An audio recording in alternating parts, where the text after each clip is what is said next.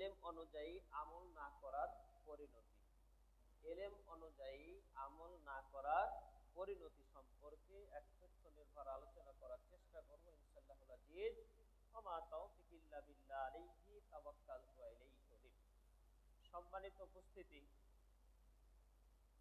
বিষয়টি অত্যন্ত একটি গুরুত্বপূর্ণ বিষয় বর্তমান সমাজে।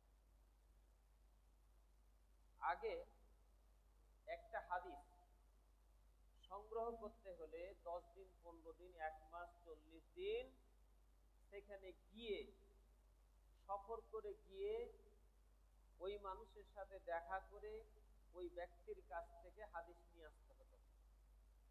এখন এত সুযোগ, একটা যদি ক্লিক করা যায় তাহলে সহিহ বুখারী থেকে শুরু করে তাফসীর গ্রন্থ সহিহ সব পাওয়া যায়। আগে বছর মাস চলে যেত একটা সামান্য হাদিসকে সংগ্রহ করার জন্য। আজকে এত কষ্ট করতে হয় না। অল্প কিছু যদি সময় ব্যয় করা যায়, হাজার হাজার জিনিস আপনি তথ্য থেকে উদ্ঘাটন করার সুযোগ আল্লাহ তাআলা দিয়েছেন। কিন্তু আরো আপনি দেখতে পাবেন, বাসায় লাইব্রেরি থাকে, বইও কিনে মানুষ, লাইব্রেরি ভর্তি থাকে, কিন্তু আমলের ঘাটতি আমাদের থেকেই যাচ্ছে। যেভাবে আমরা সুযোগ সুবিধা আল্লাহ তাআলা আমাদেরকে কম্পিউটারের মাধ্যমে, ইন্টারনেটের মাধ্যমে আমরা যে তথ্য ভান্ডার আমাদের হাতের কাছে এসে পৌঁছেছে, সে অনুযায়ী আমল আমরা কিন্তু বাড়াতে পারি। আগে মানুষ যতটুকু জানতো, যেই জিনিসটা জেনেছে সেই জিনিসটা আমল করেছে। কিন্তু বর্তমানে জানে কিন্তু আমল করে না। আজকের বিষয়টা হচ্ছে সেটাই, যে আমল না করলে আপনার পরিণতিটা কি হবে, উল্লিখিত বিষয়ের উপরে আজকের আলোচনা। আজকে বর্তমান সমাজে সোশ্যাল মিডিয়ায়, ফেসবুক, ইউটিউব, ইন্টারনেটে অনেক কথা ছড়ায়। সে পর্দা করে না, নামাজও পড়ে না, ঘুষের বিরুদ্ধে সে কথা বলে, ঘুষের বিরুদ্ধে একটা কথা লেখে, কিন্তু ওই ব্যক্তিটাই ঘুষ খায়। নামাজের কথা খুব উল্লেখ করে, কিন্তু সে নামাজ ফজরে সে আর আসতে পারে না। তাহলে কেমন কথা? এই কথাগুলোই একদিন কাল কিয়ামতের মাঠে তাকে জাহান্নামে নিয়ে যাওয়ার জন্য হাতিয়ার হয়ে যায়। এই জন্য আমরা আমল করব, যতটুকু জানবো সে অনুযায়ী আমল করতে হবে। আল্লাহ তাআলা যদি আমরা সেটা না করি, এর ভয়াবহ পরিণতি ভোগ করতে হবে। মহান আল্লাহ তাআলা যে ইলম অনুযায়ী আমল না করলে কি ক্ষতি, তার মধ্যে 1 নাম্বার হচ্ছে ওই ব্যক্তির উপর, ওই মানুষের উপর, ওই ব্যক্তির উপর আল্লাহ তাআলা রাগান্বিত হয়ে যান। আমি যে আয়াতটি তেলাওয়াত করেছি সূরা সফ আয়াত নাম্বার 3, এখানে আল্লাহ তাআলা বলেন, কাবুরা মাকতান ইনদাল্লাহি আন তাকুলু মা লা তাফআলুন। সূরা সফ আয়াত নাম্বার 3। তার আগে আল্লাহ তাআলা আরো যে কথাটি বলছেন, কুল হাল ইয়াস্তাবিল্লাযীনা ইয়ালামুনা ওয়াল্লাযীনা লা ইয়ালামুন। বলে দাও, যারা জানে আর যারা জানে না তারা কখনো সমান হতে পারে না। আমাদেরকে ইলম অর্জন করতে হবে, জানতে হবে। আমি জানি না তাই আমল করব না, পালন করতে পারবো না তাই জানার দরকারটা কি, এটাও করলে চলবে না। কারণ আল্লাহ তাআলা সর্বপ্রথম যে জিনিসটা ফরজ করেছেন সেটা হচ্ছে আপনাকে জানতে হবে, শিক্ষা অর্জন করতে হবে। সর্বপ্রথম যেই ফরজটা সেটা হচ্ছে ইকরা বিসমি রাব্বিকাল্লাযী খলাক। সর্বপ্রথম এটা হচ্ছে নাজিল করা। অনেক মানুষ আমাদের সমাজে দেখতে পাই আমরা, মানতে পারবো না, জানার কি দরকার, জানবো না, এই কথা বলে পার পাবেন। কারণ দিনের যে জ্ঞানটুকু, দিন সম্পর্কে জানতে যতটুকু প্রয়োজন, এটা প্রত্যেকের উপর ফরজ। আপনি কৃষক হন আর ডাক্তার হন আর হচ্ছে ধনী হন, গরিব হন, আপনাকে জানতেই হবে। সর্বপ্রথম সেই জিনিসটাই ফরজ, সেটা হলো শিক্ষা। আল্লাহ তাআলা সেটাই বলছেন যে কুল হাল ইয়াস্তাবিল্লাযীনা ইয়া'লামুনা ওয়াল্লাযীনা লা ইয়া'লামুন, যারা জানে আর যারা জানে না তারা কি সমান? তারা কখনো সমান নয়। আরেকটা জিনিস মনে রাখবেন, জেনে আমল করলে সে আমলের প্রতি মহব্বত, ভালোবাসা এই জিনিসটা বেশি হয়। আর কাল কিয়ামতের মাঠে তিনটা যে প্রশ্ন, মান রব্বুকা, মান দীনুকা, মান নাবিয়ুকা, এটা পরে চতুর্থ নাম্বার যে প্রশ্নটা করবেন আল্লাহ তাআলা, ফেরেশতারা এসে জিজ্ঞাসা করবে, ওইগুলো যখন উত্তর দিয়ে দিতে পারবেন তখন বলা হবে যে তুমি এটা জানলা কিভাবে, তুমি এটা জানলা কিভাবে? তখন বলবে যে আমি পড়াশোনা করে জেনেছি, পাশাপাশি অনেক আলেমের মুখ থেকে এটা শুনেছি এবং আমল করেছি। শোনার কথা সেখানে নেই, আমি এটা জেনেছি। এখন আমি আপনি যদি অনেক মানুষ যারা শুনে শুনে মুসলমান, আমল করতে জানতেও চায় না, করতেও চায় না, সেদিন কি উত্তর দিবে? সেদিন সেখানে কিন্তু আমাদেরকে থেকে যেতে হবে। এই জন্য এখানে যারা উপস্থিত হয়েছেন অবশ্যই জানার প্রতি আমাদের গুরুত্ব দিতে হবে। তাই আল্লাহ তাআলা বলছেন কুল হাল ইয়াস্তাবিল্লাযীনা ইয়া'লামুনা ওয়াল্লাযীনা লা ইয়া'লামুন, যারা জানে আর যারা জানে না তারা কখনো সমান হতে পারে না। এটা হচ্ছে সূরা জুমার আয়াত নাম্বার হচ্ছে 9, সূরা নাম্বার হচ্ছে 39। এরপর আল্লাহ তাআলা আরো বলেন ইয়ারফা'িল্লাহুল্লাযীনা আমানু মিনকুম ওয়াল্লাযীনা উতুল ইলমা দারাজাত। আল্লাহ তাআলা বলছেন ইয়ারফা'িল্লাহুল্লাযীনা আমানু, তোমাদের মধ্যে যারা ঈমান এনেছে আল্লাহ তাআলা কি করবেন? ওয়াল্লাযীনা উতুল ইলমা, এবং যারা জেনেছে, যাদেরকে জ্ঞান দান করা হয়েছে, ইয়ারফা'িল্লাহু, আল্লাহ তাদের মর্যাদা বাড়ায় দিবেন, সম্মান, তাদের মান মর্যাদা সম্মান আল্লাহ তাআলা বাড়ায় দিবেন। এটা হচ্ছে সূরা মুজাদালা, সূরা নাম্বার হচ্ছে 58, আয়াত নাম্বার হচ্ছে 11। তাহলে যারা জানার চেষ্টা করবে, যারা জানবে, যারা শিক্ষা অর্জন করবে, আল্লাহ তাআলা তাদের মর্যাদা সম্মান আল্লাহ তাআলা বাড়ায় দিবেন। এটা হচ্ছে আল্লাহ তাআলার কথা। এটা হচ্ছে সূরা মুজাদালা, আয়াত নাম্বার হচ্ছে 11। এরপরে বলছেন যে কাবুরা মাকতান ইনদাল্লাহি আন তাকুলু মা লা তাফআলুন ইয়া আইয়ুহাল্লাযীনা আমানু লিমা তাকুলুনা মা লা তাফআলুন। 2 এবং 3 নম্বর আয়াতে সূরা সফ, এখানে আল্লাহ তাআলা বলছেন যেটা জানো না সেটা তোমরা কেন বলো? এই কথাটাতে আল্লাহ খুব রাগান্বিত হয়ে যান তোমাদের।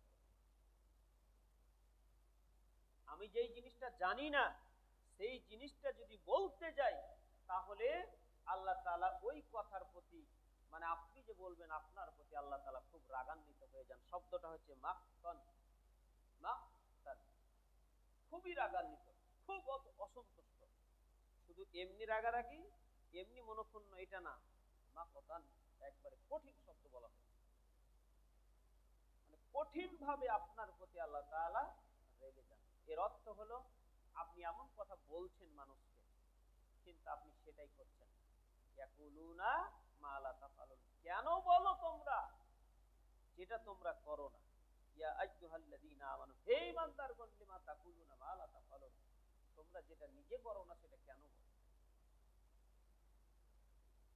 তাহলে আল্লাহ তাআলা আপনি যে কাজটা করেন না, যেটা আমল করছেন না, সেটা যদি বলতে যান আল্লাহ আপনার প্রতি সবচাইতে রাগান্বিত হয়ে যান কঠিন ভাবে। আর আরেকটা কথা হলো, আপনি যেটা বলছেন সেটা যদি না করেন, আপনি হচ্ছে মুনাফিকের একটা বৈশিষ্ট্য। গত 2 জুমায় আলোচনা করেছি, মুনাফিকের প্রায় 14টা বিষয় আলোচনা করা হয়েছে। সেই 14টার ভিতরে এটাও একটা, আপনি যেটা বলছেন সেটা যদি না করেন, আপনার অন্তরে আছে এক, বাহিরে মুখে আরেক, আপনি আমল করেন না, মুখে আরেকটা কথা বলছেন, এটা হচ্ছে মুনাফিকের আলামত। আর মুনাফিক সম্পর্কে বলা হয়েছে যে তাদের ঠিকানা, তাদের স্থান সবচেয়ে একেবারে একেবারে জাহান্নামের নিম্ন স্তর। ইন্নাল মুনাফিকিনা ফি দারকিল আসফালি মিনান নার।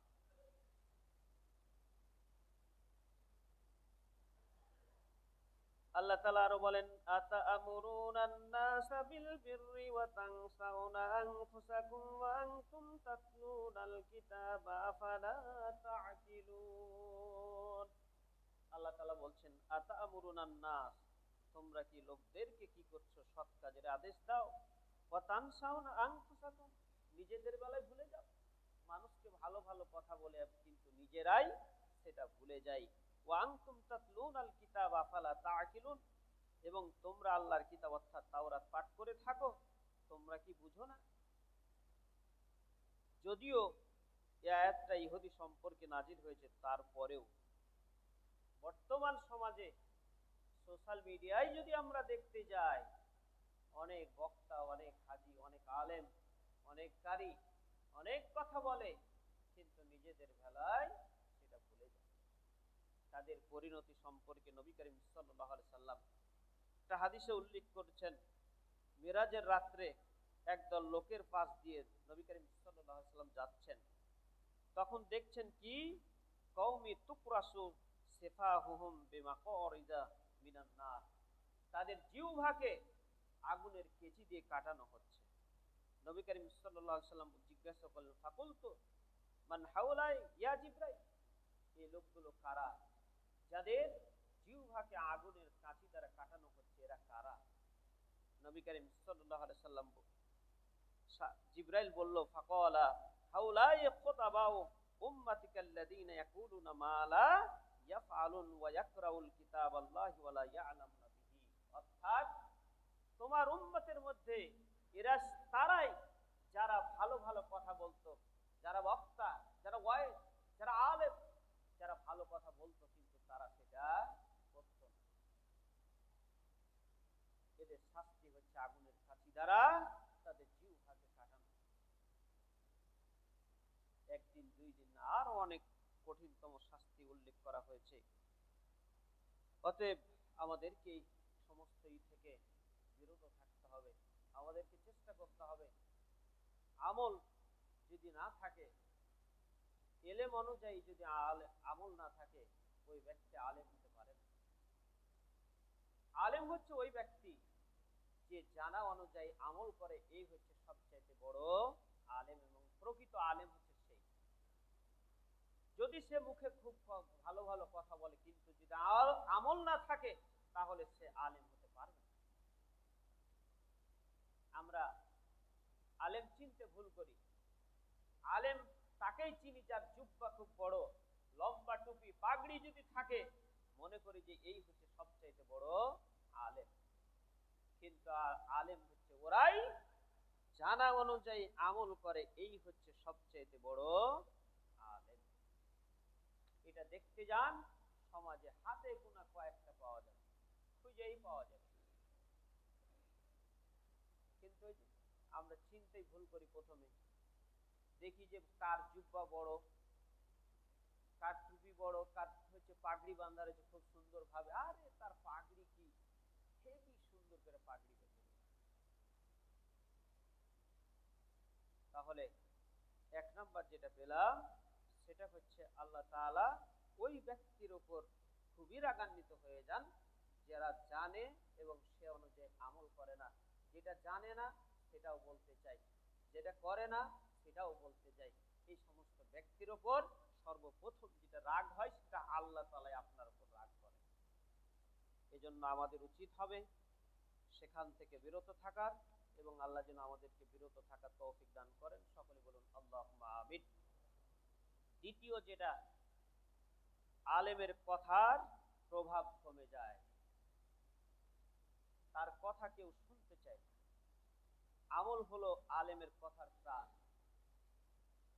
যদি তার আমল থাকে, তার কথার প্রভাবও সেরকম থাকবে। আর যদি তার আমল না থাকে, তাহলে অনেক আমাদের সমাজে অনেক বড় বড় আলেমের কথা শুনতে পাওয়া যায়, হাজার হাজার কথা বলে কিন্তু তার কথা কেউ শুনতে চায়। ঘন্টার ঘন্টা আলোচনা করে, একটু পরে বলবে বাইরে গিয়ে, কি যে বললো আজকে বুঝতেই পারলাম না। অথচ আধা ঘন্টা, 1 ঘন্টা, 2 ঘন্টা আলোচনা হলো, সেখান থেকে সে কিছুই আনতে পারলো না।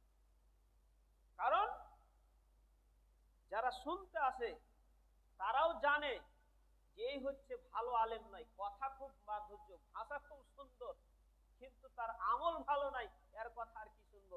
আল্লাহ তাআলা ওই ব্রেন থেকে সেটা হারায় দেয়, থাকে নাই।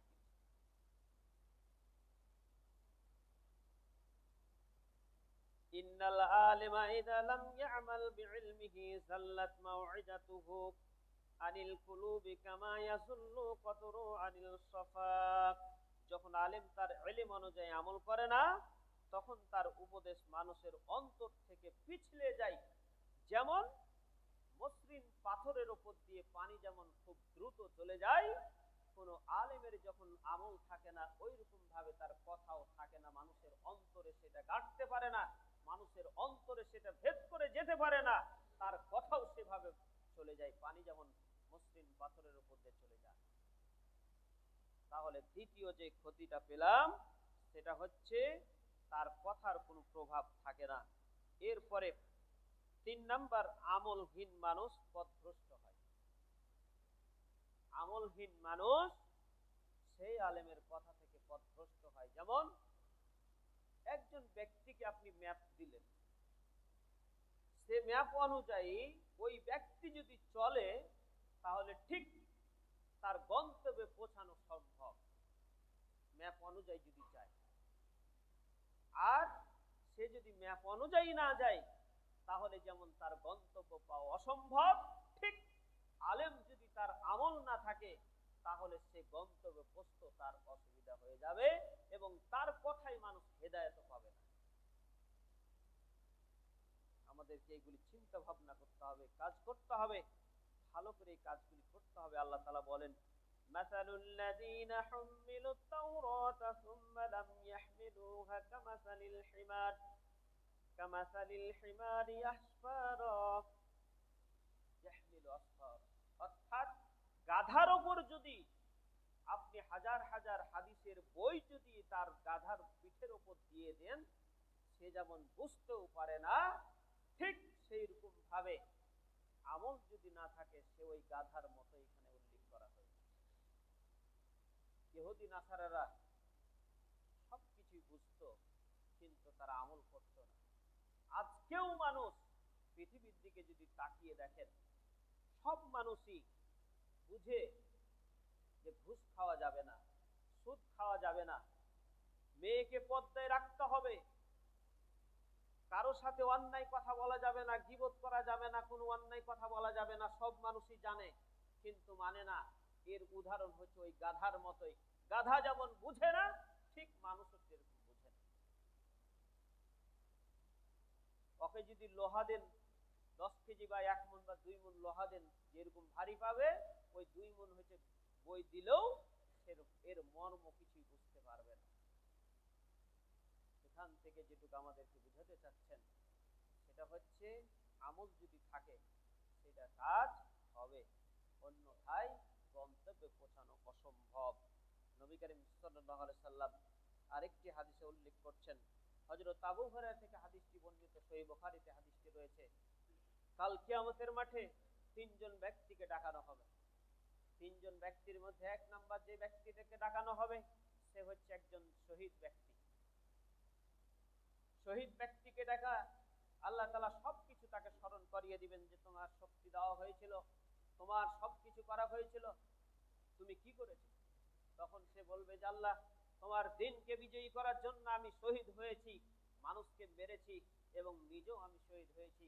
আল্লাহ তাআলা বলবেন যে তোমার অন্তরে এটা ছিল না, তোমার অন্তরে ছিল যে কিভাবে মানুষ তোমাকে খুব বীর মুক্তিযোদ্ধা বলবে, শহীদ ব্যক্তি বলবে, এইটা তোমার উদ্দেশ্য ছিল।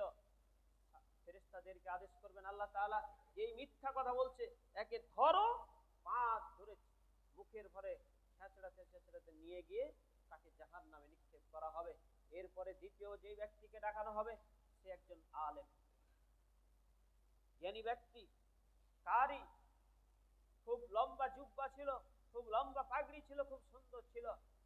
তাকে ডাকার পর তাকেও বলা হবে যে তোমাকে জ্ঞানী করা হয়েছিল, তুমি ইলম শিক্ষা অর্জন করেছো। বলবে যে হ্যাঁ, আমি এত কিছু করেছি, মানুষকে পড়াইছি, কোরআন পড়াইছি, সবকিছু করেছি। আল্লাহ তাআলা বলবেন যে না, তুমি মিথ্যা কথা বলছো, তোমার মনে উদ্দেশ্য ছিল যে আমাকে খুব বড় আলেম বলবে, খুব কারি বলবে, এই উদ্দেশ্যটা তোমার ছিল। তাকেও আল্লাহ তাআলা বলবেন, ফেরেশতাদেরকে তাকেও ধরো এবং জাহান্নামে তাকে নিক্ষেপ করো। এরপরে তৃতীয় যে কথাটি বলা হয়েছে, একজন দানশীল ব্যক্তিকে এই একই ভাবে প্রশ্ন করা হবে, তোমাকে এত টাকা পয়সা দেওয়া হয়েছিল, সবকিছু দেওয়া হয়েছিল। তিনিও বলবেন যে হ্যাঁ, আল্লাহ তাআলা আমাকে দিয়েছেন, আমিও সঠিক পথে ব্যয় করেছি। কিন্তু আল্লাহ তাআলা বলবে যে তোমার একটা উদ্দেশ্য ছিল, মানুষ তোমাকে বড় দানবী বলবে, বড় ইসিল বলবে, এটা বলবে, মানুষ তোমাকে বলেওছে ঠিকই যে কত বড় দানবী। আল্লাহ তাআলা তাকে ওই ফেরেশতাদের মাধ্যমে তাকে জাহান্নামে নিক্ষেপ করবেন, মুখের পরে একেবারে ছাঁচড়াতে ছাঁচড়াতে তাকে জাহান্নামে নিক্ষেপ করা হবে। যদিও তিনটা জিনিস খুবই গুরুত্বপূর্ণ। শহীদ ব্যক্তি বলা হয়েছে বিনা হিসাবে জান্নাত, আলেমও কাল কিয়ামতের মাঠে সর্বপ্রথম সেই জান্নাতে যাবে, জাহান্নামে যাবে প্রথম, জান্নাতে যাবে প্রথম। এবং দানশীল ব্যক্তি, যে দানের ব্যাপারে বলা হয়েছে জাহান্নামের আগুন জ্বলছে, দান করার সাথে সাথে, আরবি শব্দটা হচ্ছে দফ, যেমন একেবারে ফু দেওয়ার সাথে সাথে যেমন চেরাগ নিভিয়ে যায়, ঠিক দান করার ফজিলত এত। তিনটাই গুরুত্বপূর্ণ, তারপরেও শুধু উদ্দেশ্য একটা খারাপ ছিল। শহীদ ব্যক্তি, তার উদ্দেশ্য ছিল যে আমাকে বীর মুক্তিযোদ্ধা বলবে। আলেমের উদ্দেশ্য ছিল সে আমাকে মানুষের বড় কারি, বড় আলেম, বড় পীর সাহেব, এই সব কিছু বলবে, এইগুলি উদ্দেশ্য ছিল। দানবীর উদ্দেশ্য ছিল যে আমাকে খুব দানবীর বলবে। তিনটাই যদিও ভালো হয়, তারপরেও তাদের উদ্দেশ্য খারাপ থাকার কারণে জাহান্নামে যেতে হলো। অতএব আমল যদি না থাকে জাহান্নামে যেতে হবে। এই হাদিসটি সহিহ বুখারীতে অনেক লম্বা হাদিস। সহিহ বুখারী, মুসলিম মিশকাত হাদিসটার নম্বর হচ্ছে 205, বাংলা মিশকাত সেখানে হাদিসটা রয়েছে 195, এলেম অধ্যায়ে সে হাদিসটি উল্লেখ রয়েছে। অতএব যদিও বড় ইবাদত হয়, তারপরও কাল কিয়ামতের মাঠে জাহান্নামে যেতে হবে। আরেকটি হাদিস, নবী করিম সাল্লাল্লাহু আলাইহি সাল্লাম বলছেন, আন ওসামা ইবনে যায়েদ قال رسول الله صلى الله عليه وسلم يجاء بالرجل يوم القيامة فيلقى في النار فتندلق أكتابه অর্থাৎ নবী করিম সাল্লাল্লাহু আলাইহি সাল্লাম বলছেন, কাল কিয়ামতের মাঠে এক ব্যক্তিকে কিয়ামতের দিন নিয়ে আসা হবে, তারপর তাকে জাহান্নামে নিক্ষেপ করা হবে।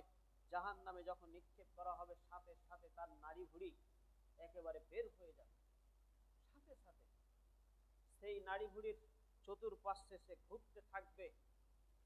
নবী করিম সাল্লাল্লাহু আলাইহি সাল্লাম যখন এই বিষয়ে তিনি জানতে চাইলেন, জাহান্নামীরা তাকে জিজ্ঞাসা করবে যে হে আলেম, তুমি তো আমাদেরকে ভালো কাজের আদেশ দিতে, মন্দ কাজ থেকে নিষেধ করতে, তোমার কেন এই পরিণতি? তুমি জাহান্নামে এসেছো, তোমার জাহান্নামে আসার সাথে সাথে তোমার নাড়ি ভুঁড়ি বের হয়ে গেছে, সাথে সাথে তুমি ঘুরছো সেই নাড়ি ভুঁড়ির চতুর্পাশে দিয়ে, তোমার কেন এই পরিণতি? তুমি তো আমাদেরকে ভালো কথা বলতে। তিনি বলছেন যে হ্যাঁ, আমি ভালো কথা বলতাম, কিন্তু আমি সেই ভালো কাজগুলি করতাম, নিজে বলতাম, যেটা তোমাদেরকে নিষেধ করতাম সেটা আমি নিজে করতাম, যেখান থেকে তোমাদেরকে বিরত থাকতে বলতাম সেই কাজটা আমি করতাম, ভালো কাজ করতে বলতাম কিন্তু আমি নিজে করতাম। এই পরিণতি। আজকে হাদিস থেকে আমাদের একটাই শিক্ষা, এখানে আমরা যারা এসেছি সবাই শিক্ষা অর্জন করতে হবে যে আমরা জানি, সবাই আলেমও জানে, হাজিও জানে, গাজীও জানে, সবাই জানে, এখানে যারা উপস্থিত আমরা সবাই হয়েছি, যে নিজের মেয়েকে পর্দায় রাখতে হবে, স্ত্রীকে পর্দায় রাখতে হবে, ঘুষ খাওয়া যাবে না, সুদ খাওয়া যাবে না, কাউকে অন্যায় কথা বলা যাবে না, গীবত করা যাবে না, সবাই জানে, এর পরেও করছে, তাদেরকে এই পরিণতি ভোগ করতে হবে। শুধু আলেমকে না, আলেমকে তো করতেই হবে। নবী করিম সাল্লাল্লাহু আলাইহি সাল্লাম বলছেন, আমার সবচেয়ে ভয় হয় সেই সমস্ত আলেমের যারা ভালো কাজের কথা বলে কিন্তু তারা করে। এমন একটা জামানা আসবে, আজকে সেই জামানায় আমরা অবস্থান করছি। সোশ্যাল মিডিয়া খুললেই মনে হয় যে সবাই আলেম হয়ে গেছে, কিন্তু তার পরিবারের যদি খোঁজ নেওয়া যায়, তার মতো সবচেয়ে জঘন্য ব্যক্তি আর খুঁজে পাওয়া যায়। আর যেটুকু হচ্ছে শুধু ফেসবুকে ছবি তোলানোর জন্য। কোন মানুষকে একটা কলা দান করলো, 4-5 জন মিলে ছবি তুলল, দুঃখের বিষয়। হাদিসটাও সহিহ বুখারী এবং মিসকাত, তার নম্বরটা হচ্ছে 5139, নবম খণ্ড, হাদিস নম্বর হচ্ছে 4912, অধ্যায় হচ্ছে আদব, অধ্যায় সৎ কাজের নির্দেশ, এই অনুচ্ছেদে সেই হাদিসটি রয়েছে। নবী করিম সাল্লাল্লাহু আলাইহি সাল্লাম আরো বলছেন, কোন ব্যক্তি, এক ব্যক্তি সম্পর্কে নবী করিম সাল্লাল্লাহু আলাইহি সাল্লাম দেখলেন, দেখার পরে দুইজন ফেরেশতা, এক ব্যক্তি ওই মাথা চূর্ণ বিচূর্ণ, পাথর দিয়ে চূর্ণ বিচূর্ণ করা দেওয়া হচ্ছে, মাথায় মারছে, মাথায় মারার সাথে সাথে ওই পাথরটা দূরে চলে যাচ্ছে, ওই পাথরটাকে আনতে যাওয়ার সাথে সাথে আবার আগে যেরকম ছিল মাথাটা ঠিক সেই রকম হয়ে যাচ্ছে। এইভাবে পর্যায়ক্রমে চলতেই আছে, চলতে চলতে চলতে বলা হলো, এরা কারা? এরা ওই সমস্ত ব্যক্তি যারা নিজে বিদ্যা অর্জন করেছে কিন্তু বিদ্যা অনুযায়ী, এলেম অনুযায়ী আমল করেনি, রাতে ঘুমিয়ে থেকেছে, আমল করেনি, মানুষকে দাওয়াত দেয়নি, ভালো কথা বলেনি, এজন্য তার পরিণতি এইরকম হচ্ছে। বাল্লিগু আন্নি ওয়ালাউ আয়া, যে তোমার একটা কথা যদি জানা থাকে সেই কথাটা তুমি জানিয়ে দাও, পৌঁছায় দাও, কিন্তু সঠিক কথাটা পৌঁছাতে হবে। আমি যেটা জানি না সেটা আমাকে বলতে হবে। কি করতে হবে? জানতে হবে, সঠিক জিনিসটা জানতে হবে। যদি আমি সঠিক জিনিসটা বলি তাহলে ওই কথাটা জেনে যত মানুষ আমল করবে, আমি মারা গেলেও ফ্ল্যাক্সি লোডের মতন একেবারে সব কিন্তু যেতেই থাকবে।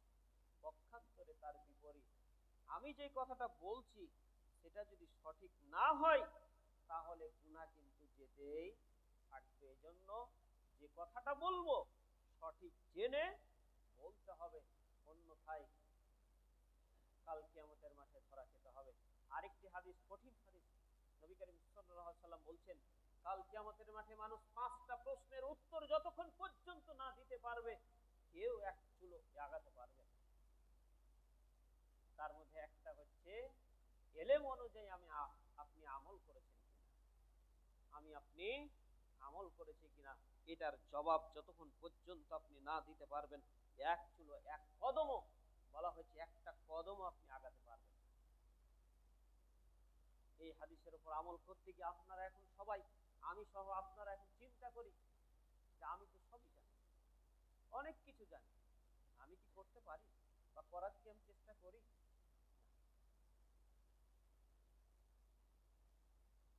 বাইরে গেলে ঠিকই পর্দা থাকে, বাড়িতে কোনো অনুষ্ঠান হলে বাড়ি বলি যে আজকে তো বাড়ির একটা অনুষ্ঠান, আজকে কি আর পর্দা মেনটেন করে চলা যাবে?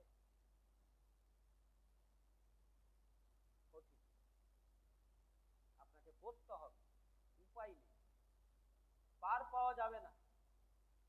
আজকে এই কথা বলে পার পাচ্ছেন, কিন্তু এমন একদিন থেকে যাবেন, সেই দিন আজকে এই পৃথিবীতে আমল করার সুযোগ আছে কিন্তু মৃত্যুর পর আমল করার সুযোগ থাকবে না। আজকে ওজন হবে না কিন্তু আমল করার সুযোগ আছে, কিন্তু সেই দিন আমল করার সুযোগ নাই কিন্তু ওজন হওয়ার সুযোগ রয়েছে, ওজন হবে। এই জন্য আজকে যারা এখানে উপস্থিত হয়েছেন আমরা সকলেই যেন কথাগুলো মেনে চলতে পারি, আল্লাহ সেই তৌফিক তুমি আমাদেরকে দান করুন। সকলে বলুন আল্লাহুম্মা আমিন। আমি যে হাদিসটি তেলাওয়াত করেছি এটা হচ্ছে আবু দাউদ,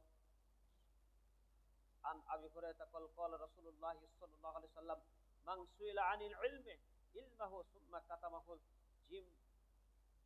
জিমা ইয়াউমাল কিয়ামাতি বিলিজামিন মিনান নার।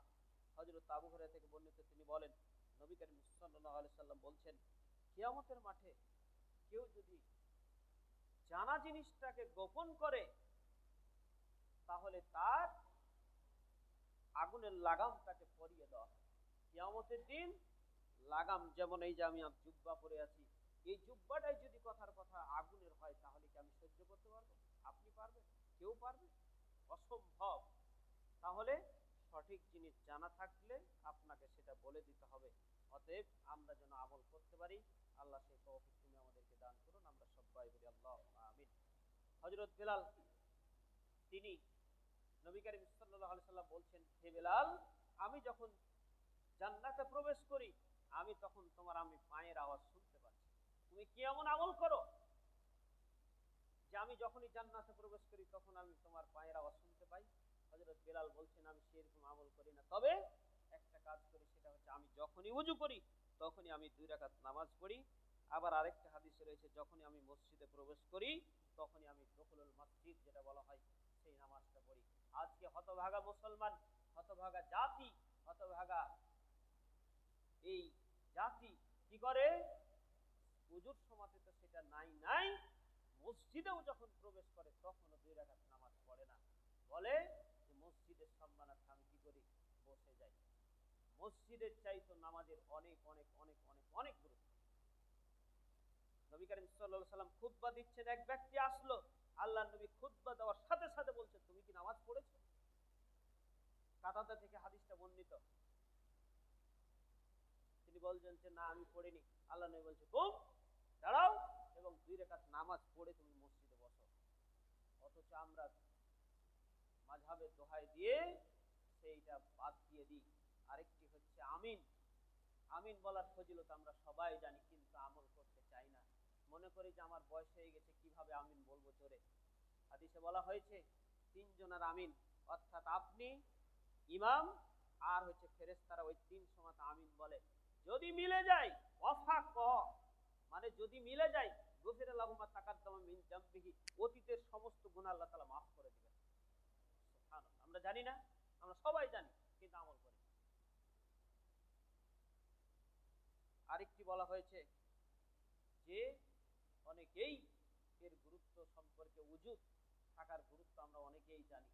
নবী করিম সাল্লাল্লাহু আলাইহি ওয়াসাল্লাম বলছেন কেউ যদি ওযু অবস্থায় 2 রাকাত নামাজ পড়ে রাতে ঘুমাতে যায়, সেই রাতে যদি মারা যায়, আল্লাহ নবী বলছেন যে সে জান্নাত,